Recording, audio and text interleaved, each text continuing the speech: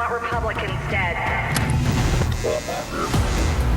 Where I could stand in the middle of Fifth Avenue and shoot somebody and I wouldn't lose any voters, okay? The women with the least likelihood of getting pregnant are the ones most worried about having abortions.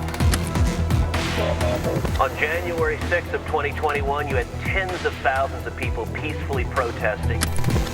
So, it's not a right-wing conspiracy theory. It's not QAnon. It's real.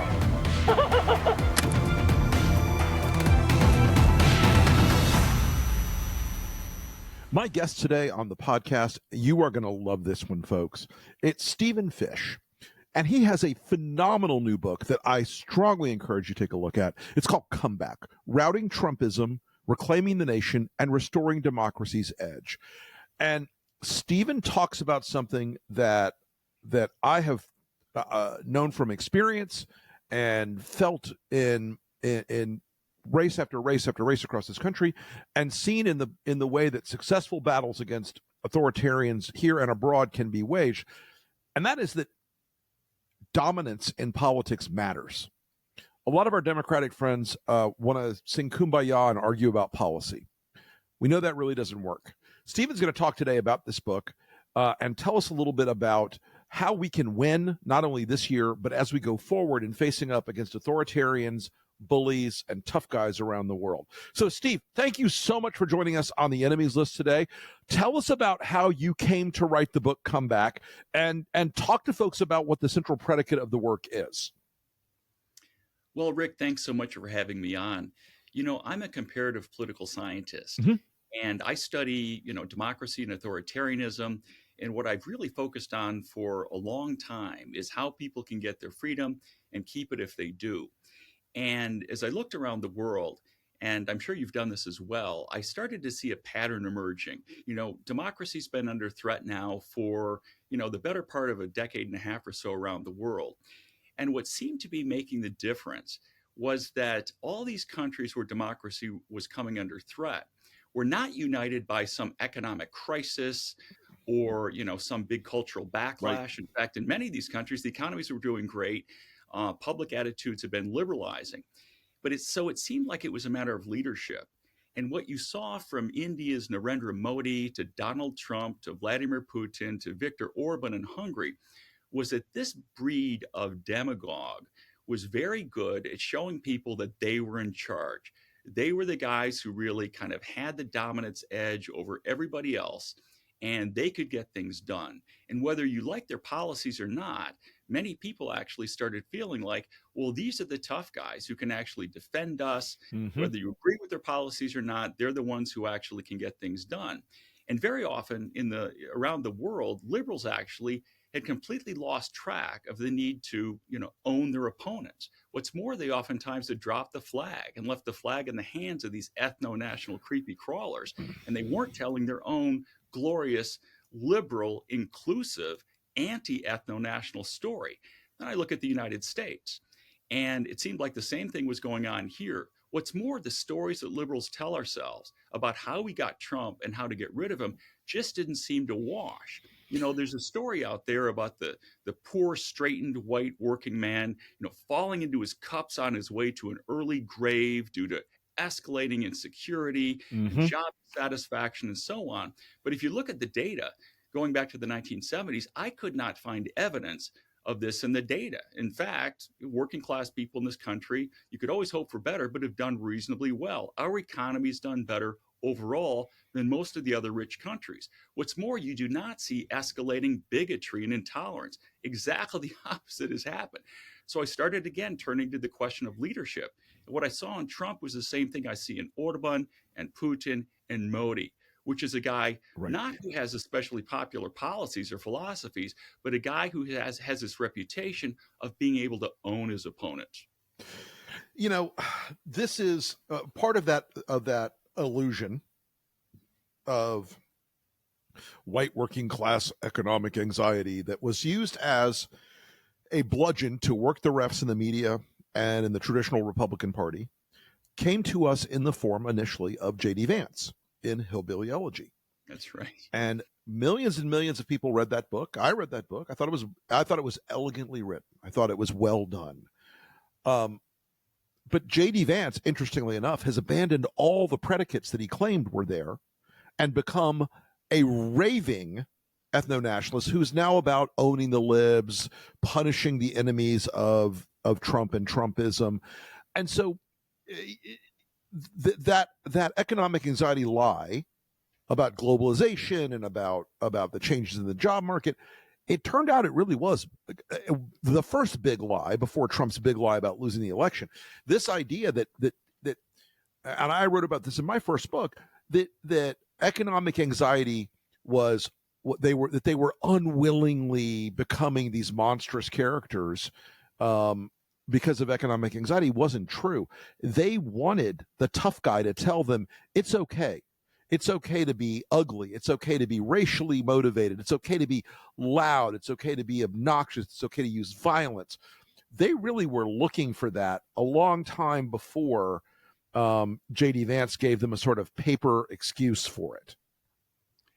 That's absolutely right. And J.D. Vance's book is really the ultimate con. You know, he played this line. Mm-hmm. Liberals, frankly, a lot of people on the left love this book. Sure. Wow, this is, this guy from Appalachia, has really told this story we're talking about. But it was totally a con. And this was his way of becoming a national figure and then turning on it. And ultimately, he had the last laugh. He became exactly the kind of monster you said, and was elected to the United States Senate.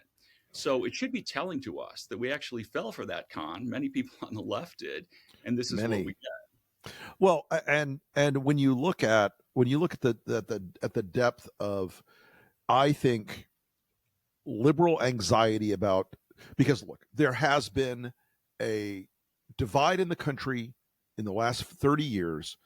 It's more defined by educational attainment than by almost any other factor. And as people looked at a J.D. Vance, they said, oh, he's from the meritocracy. He's a guy that, he went to an Ivy. He's made it out of this hellscape that he was born into. And so it became more convincing, I think, to a lot of people. And I also think it became convincing to Democrats in a way because, as I've observed for many, many years, a lot of my Democratic friends go into a campaign and they say, we're going to win over voters by presenting them with a list of policy proposals. And these policy proposals are going to make their lives better, and they're going to improve their day-to-day existence, and they're going to feel good about themselves. And I can tell you, as an ex-Republican who spent many, many, many decades of my life sitting in focus groups, no one, left or right, ever buys any of that shit. One of my favorite lines, and I've used it a million times since then, was in a focus group in Michigan back in pre-Trump, back in 2014, and a Democratic union should have been a perfect Democratic candidate or a perfect Democratic voter. He said, they keep saying shit like, I'm going to become a holistic solar panel installer. It's bullshit. I'm never going to believe it. And they should stop it. It's insulting to me. I want to work on the line. But Democrats were like, no, your car job, your energy job, this, that, it's going to be replaced, and you're going to feel better about yourself because not only are you putting up solar panels or windmills or whatever else it is, and maybe those things are perfectly virtuous, you're going to feel better. It's going to make you a better person. And these guys just don't buy it. They don't believe it.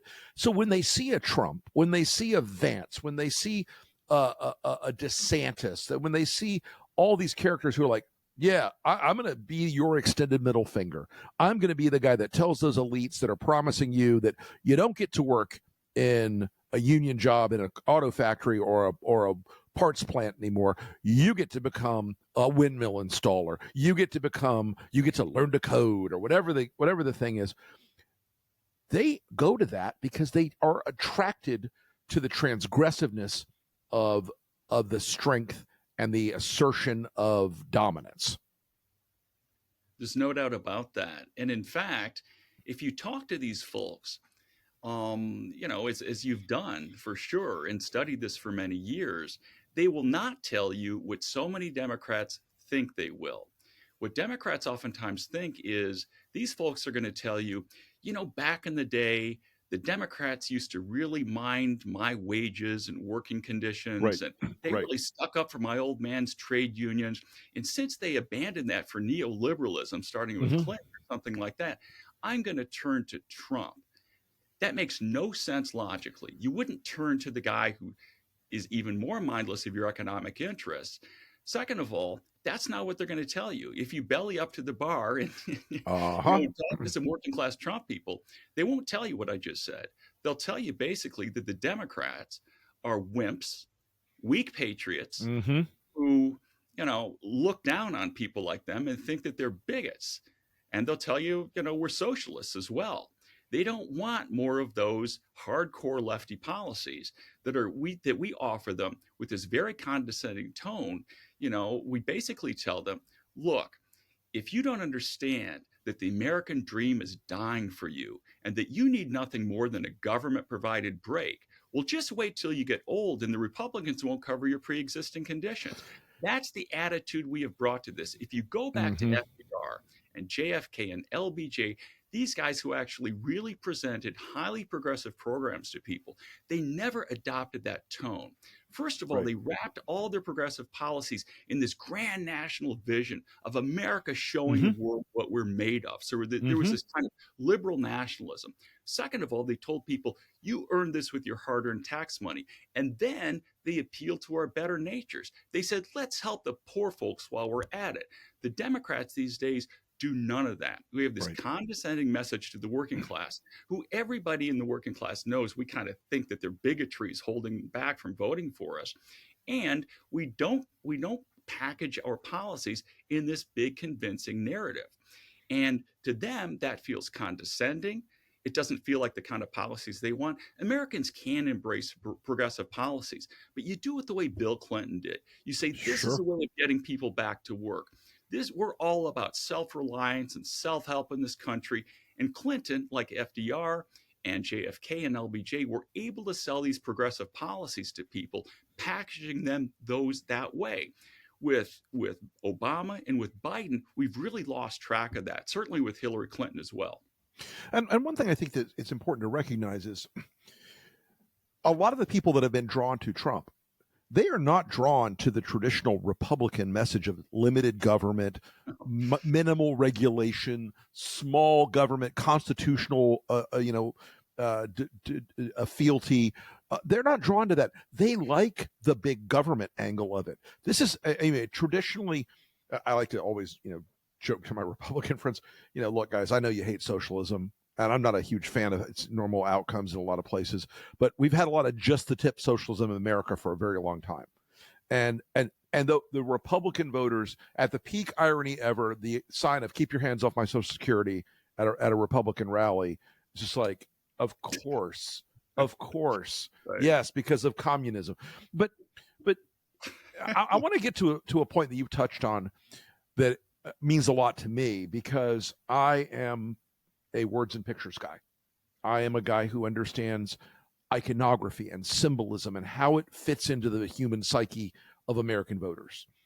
And one of the things that has been, in my mind, an absolute catastrophic failure mode of the Democrats for a very long time is they have abandoned the signifiers of America, the flag, all the things that emotionally connect not just with Republican voters, but with with the vast majority of their own voters out in the country. The vast majority of Americans, Democrat or Republican, they don't look at the flag as a symbol of shame.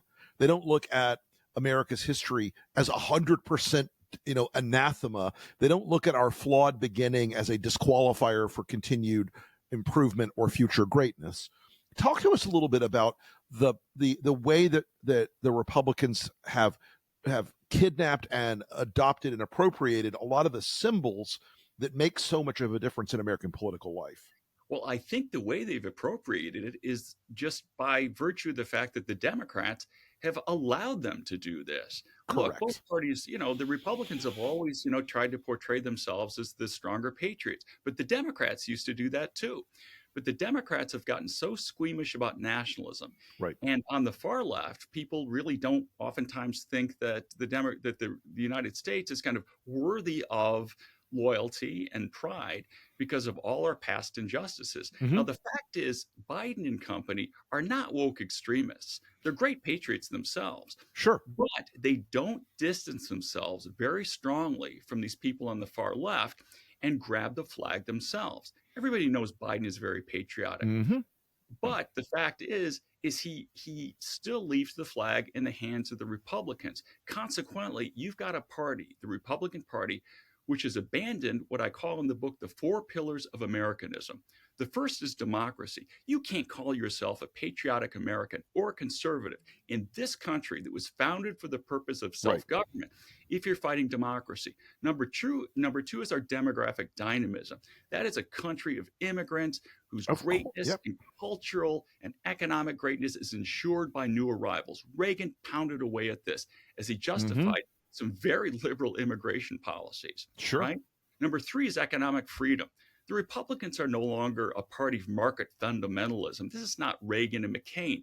What they advocate is crony capitalism, the Putin side.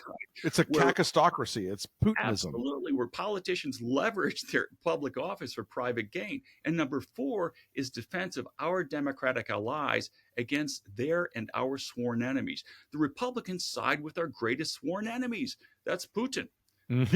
Trump is on Putin's side at every step. Now, the problem 100%. is the Democrats do not make our own nationalist case. They don't really, we've never taken advantage of Trump's fealty to Putin. We've never really cast our battle for democracy in these grand national terms. This is not a mistake that FDR or JFK would have made. In fact, the fact they didn't make it is the reason why the Republicans could never capture the flag from these guys. And the reason why they were able to push through every progressive program that liberals are now fighting a rearguard action to defend, because they always cast them as part of this grand national project to show America, to show the world what America and democracy were made of. The Democrats have completely lost track of that. Some of the most effective ads going back to 2020 were Lincoln Project ads. Actually showed Biden on an aircraft carrier, the flags, the whole patriotism thing. Those ads didn't just resonate with conservatives. Those ads resonated with the moderate left and the center and true conservatives and the MAGA folks. And I really think that our party has to learn from that and kind of do that ourselves. We should not have to rely on ex-Republicans like you, but keep up the good work. But still, we shouldn't have to rely on you for that. That should come naturally to us. And to the extent that it doesn't, we better learn it. There were a few ads that we did in that regard in 2020 that just blew the doors off when people tested them. And the one ad you're talking about, it was the Biden campaign. He had won the nomination and they were sucking wind. They were exhausted. They had no money in the bank. And, one of those friend of a friend things, like anything you guys can do to raise positives would be great.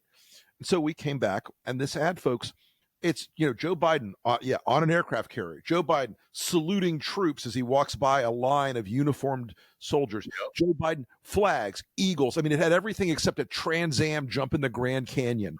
It had everything but monster trucks.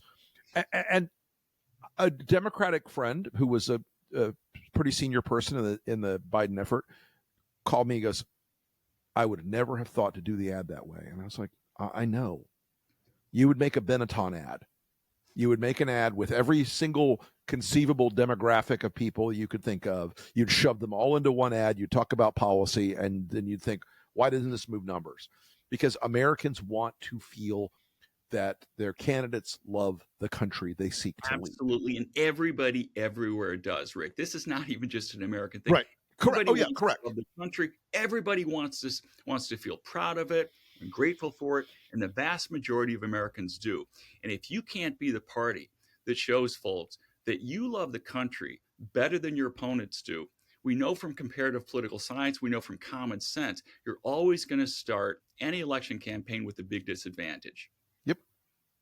My son, Andrew, did a campaign a couple years ago in Europe, again, with a center-left candidate against a Steve Bannon-selected right-wing cuckoo. And it's a conservative country where they did this. And the campaign they built out was basically to say, why are you tearing down our greatness? Why are you insulting our country? Why don't you have pride in our nation? And that really worked, to flip the script, because the idea of nationalism and pride are very tightly linked in people's minds. And if you let authoritarian nationalism take the ball and run with it, they'll do it every time. Yeah, that's exactly right. And look, this does not mean buying into their brand of nationalism. It's exactly the opposite. It's anti-ethno-nationalism. It's Right. what I call whole country nationalism. It's aggressively inclusive, but you attack them for betraying these pillars of Americanism, right? That's got to, and attack them for betraying American culture and traditions Right. and values, not just for being meanies, not just for being unkind, not for being offensive, right? That's a defensive crouch, and constantly being offended by the other guys. You can't play offense from that crouch. You've got to offend them. And too many Democrats don't understand the need to be offensive. That's the only way to be on the offensive. And that's what we should be doing to Trump, not recoiling in umbrage every time the guy says something really obnoxious. Right. There is a limited amount of energy voters can devote to saying, oh God, look, he just insulted X demographic group or Y, belief system. There is some of it where you have to assert a position back at him that isn't passive, that isn't policy driven, that is emotional. And it's an old lesson I learned from Lee Atwater back in my beginnings in the darkness of time, which was, when you've got a dog fight, people want to see that your dog has some fight in it. They want to see that the dog is going to go in there and compete. And there is a certain sense that you can substitute policy or intentionality or just feeling a sense of outrage about Trump's behavior for an aggressive campaign. And look, we've got a guy now with 34 felony charges against him. 34 felony convictions. Convictions. You're absolutely right about that. And the idea, what do you think about this idea that's sort of taking hold in the Democratic movement? That's like, well, we'll just let that go. People know. We're just going to move on to policy. No, look, the first thing I saw, Biden's response, the first text I got was, did you see that Trump just got convicted of 34 felony counts, and he's raising money off of it? Right. He's already raised $35 million. We don't want to be out fundraised by Donald Trump. This was, again, the weakest, wimpiest possible defensive posture, right? Yeah. It was just, it's like after the Mueller investigation, right? And after, which did not disprove Trump's fealty to Putin. The Democrats just let it drop. We should be on the attack, ridiculing, pointing out that our upstanding, patriotic guy who would never be convicted of anything. I mean, whatever Hunter Biden's problems, they're pretty petty, and they're not Joe Biden's problems. And he's not running for president. He's not running for president. Joe Biden is an upstanding, patriotic American. Trump is a miscreant who's probably going to be, if justice is done, in prison soon, rather than using that and ridiculing Trump.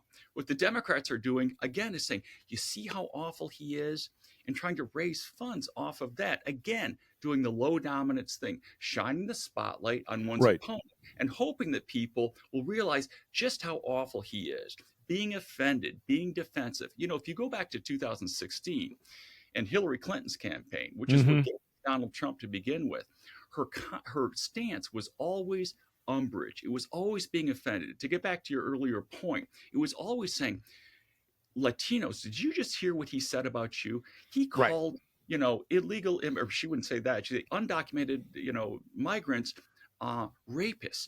Isn't that horrible? He offends African Americans and Muslim Americans and women and so on. Her whole tactic was try to get people as offended as she was. The problem is a lot of these people just aren't easily offended. If you're talking about immigrants from developing countries. They come from oftentimes from hard-scrabble backgrounds. Absolutely. Politicians talk shit all the time, and you can't expect to win just by trying to get them offended. The problem is Hillary never offended Trump, and that's what we were all waiting for. And that people wanted that display of dominance. Hillary Clinton's not a weak person, but she seemed so weak compared to Trump because she could never get over her umbrage, rather than turning him into the object of ridicule that he was manifestly made to be. And I want to get back to another point you raised. Sure. Donald Trump, unlike Narendra Modi or let's say Erdogan in Turkey, does a singularly bad job of glorifying America. He's very bad at this. This should be a piece of cake for us to seize the flag from this guy in this respect. And if you can't do it with Donald Trump, how off your patriotism game do you have to be?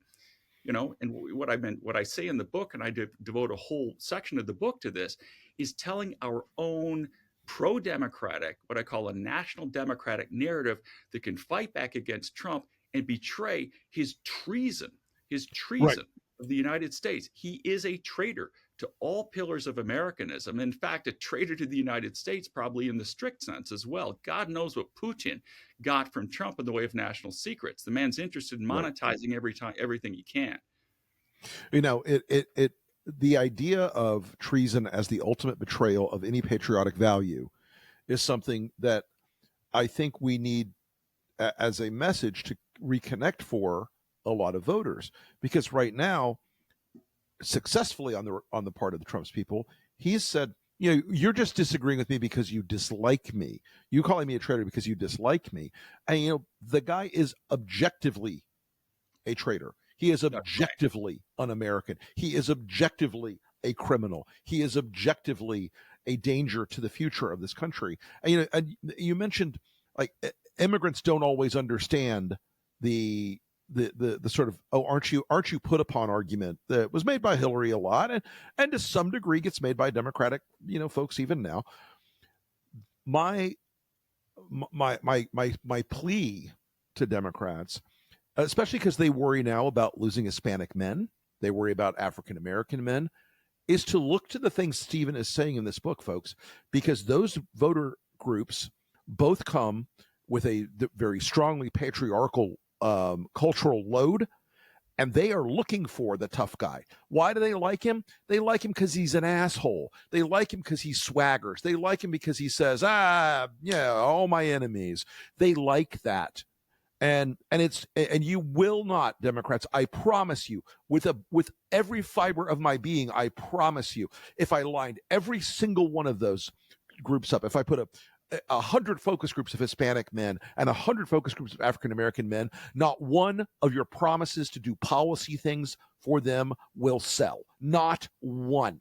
Trump will go to a UFC match and get more juice out of it than you will by saying, oh, we're going to retrain you to become a blah, blah, blah, blah, blah. It won't work. This is emotion. It's emotion.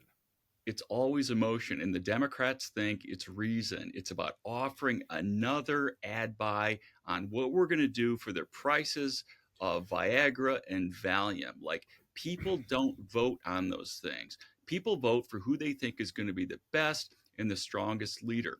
The fact is oftentimes, you know, Democrats are completely baffled now why we are losing even Hispanic men, why we're losing a lot of first-generation Americans.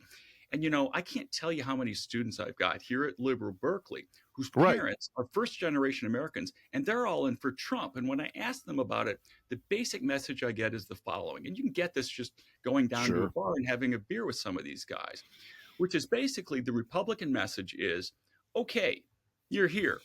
You gave up everything to get here. You did the right thing. You won the lottery.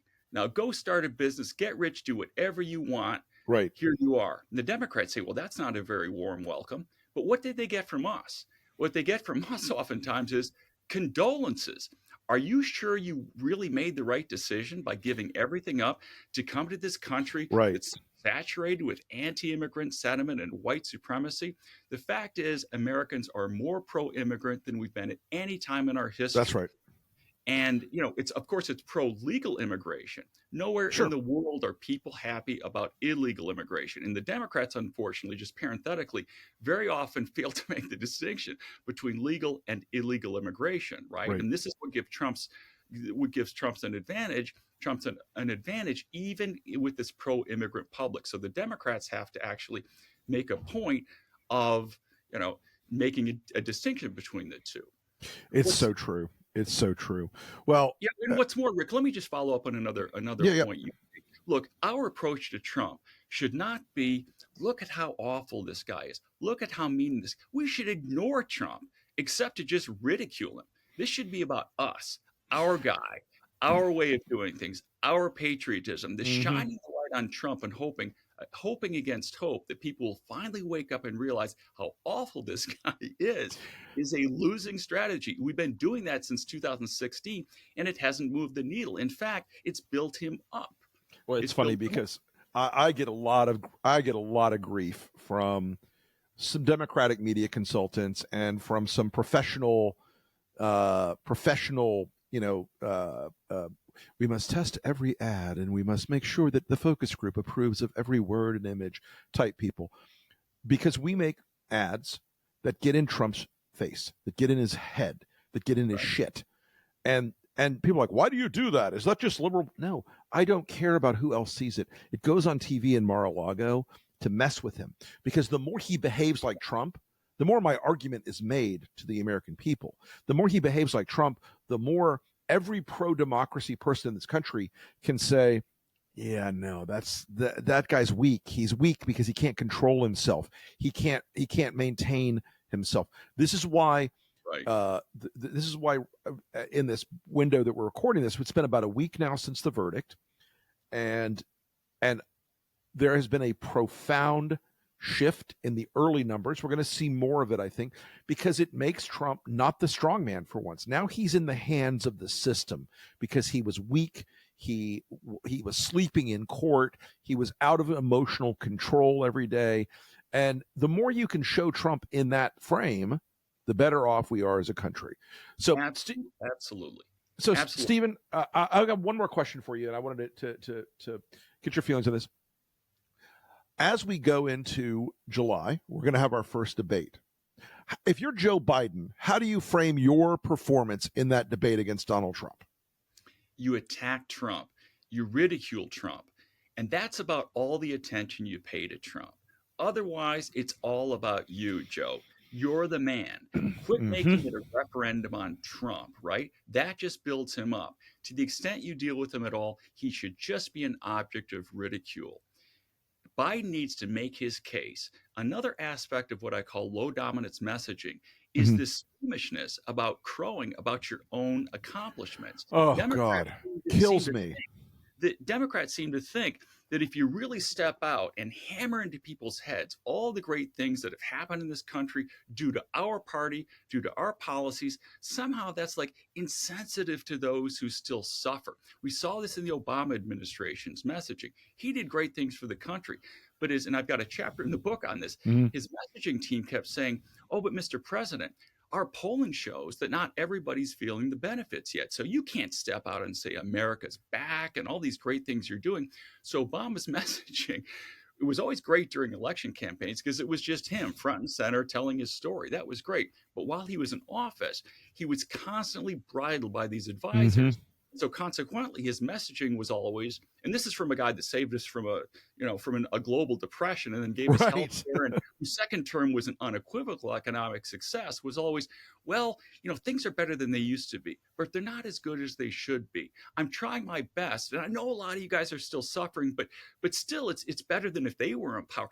That doesn't work, right? It's too passive. It's just too passive. What Trump did and what Bill Clinton did was they always let you know the great things they were bringing on their watch. In Trump's case, it was oftentimes a lot of bullshit. And if you look at the numbers on economic confidence, you look at the numbers on management of the presidential management of the economy, what you see is they were very high under Bill Clinton and high under Donald Trump, but much lower under Biden and Obama.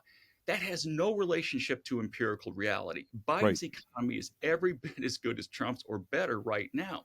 The difference is Clinton and Raging Cajun Jimmy Carville, and then of course Trump and his whole message. They always let you know how well things were going. Sure.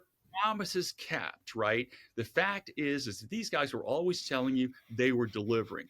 Now, recently, out of Biden, we've seen a little hint that he might be kind of getting this. He gave a speech to African American leaders the other day that I found is like a little ray of hope. He kept intoning the great things he had brought them and the whole country. And after each promise, after each kind of exposition of the good things he'd done, he said, promises made, promises kept. This reminded me of a speech that I use in the book where John Kennedy said very much the same thing in his speeches. He was always driving home to you what he'd promised and what he'd delivered. And oftentimes his administration, due to Republican intransigence, wasn't able to deliver that much. But whatever he was able to deliver, he actually stepped out and told you about. Biden needs to do that without any embarrassment over whether the polls show that people are feeling the benefits. Right. You need leaders to tell people that you are doing well. People believe what their leaders tell them. Trump told them, Clinton told them, Biden, not so much. So know good things you're doing. Could not agree more. I'll tell you one last story, then I've got to wrap up for this. And I really appreciate you coming on the show today. And I want to keep in touch, Steve, because your book, and folks, I want to be really clear. I want you to go out. It's a easy book to internalize, and it will give you some lessons that I think are so important. It's called Comeback: Routing Trumpism, Reclaiming the Nation, and Restoring Democracy's Edge by Stephen Fish. But what you were just saying is so true, because another one of our ad-making stories, when the president passed the infrastructure bill, who was the first organization with an ad about the infrastructure bill up on TV in Washington and other places? It was not the DNC. It was not the president's campaign. It was nobody else except the Lincoln Project. We went out there and said, here's what we just did. It's amazing. This is the good stuff. And yet there's still this disconnect, like, oh, well, it's not perfect. And I talked to somebody at the White House at the time who said, well, we don't want to piss off all the people who didn't get all the climate stuff they wanted in the bill. Right. I'm like, who do you think those people are going to vote for in November? Who do you think they're going to vote for? They're not switching to Donald Trump because they didn't get every climate thing in their bill in the end. But Stephen, once again, thank you, my friend, for coming on the show today. Folks, Comeback is a great book. I strongly recommend it wherever fine books are sold. And I will see you guys again on the next episode.